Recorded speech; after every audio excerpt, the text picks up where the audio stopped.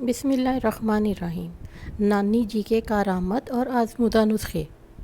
اگر مرغی شوربے والی پکانی ہو تو اسے پکانے سے 10-15 منٹ پہلے لیموں کا رس اور سرکہ لگا کر رکھ دیں، پھر گھی میں تل کر مسالہ ڈال کر پکائیں۔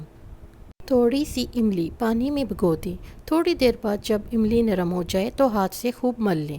اس املی والے پانی سے برتنوں کو دھوئیے اور خوب رگڑیں، برتن چمک اٹھیں گے۔ کثرت استعمال کے بعد پلاسٹک کے برتنوں اور بوتلوں پر کچھ داغ پڑ جاتے ہیں اور چکنائی جم جاتی ہے۔ اس کے لیے ایک بڑے سے ٹب میں برتنوں کے حساب سے 2 بڑے چمچے کپڑے دھونے والا سوڈا ڈال کر برتن اس گرم پانی میں بھگو دیں۔ نتائج دیکھ کے آپ خود حیران ہو جائیں گے۔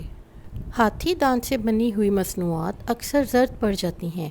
ایسی چیزوں کو شیشے کے مرتبان میں رکھ کر سورج کی شعاعوں کے سامنے رکھ دیں، ان کی زردی ختم ہو جائے گی۔ پیاز کوٹ کر سونگھنے سے سر کا درد ختم ہو جاتا ہے۔ پودینے کی ڈنڈیاں یا لیموں کے چھلکے کپڑوں اور کتابوں میں رکھنے سے کیڑے ختم ہو جائیں گے۔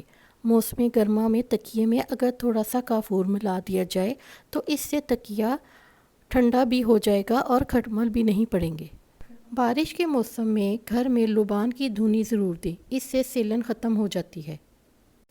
بیڈ شیٹ کو کلف لگا کر بچھانے سے سلوٹیں نہیں پڑتی اور زیادہ دن صاف رہتی ہے۔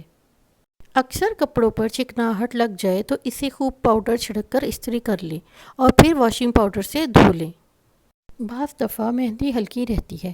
جب مہندی سوکھ کر جھڑ جائے تو اس پر پان میں استعمال ہونے والا چونا لگ جائے تو گہرا رنگ آتا ہے۔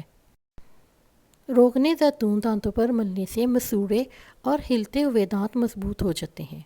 کچھ بچے مٹی کھاتے ہیں، انہیں روزانہ تھوڑی سی اجوائن کھلانے سے یہ عادت دور ہو جاتی ہے۔ کاغذی لیموں کا رس اگر دن میں چند بار پی لیں تو ملیریا کا حملہ نہیں ہوگا۔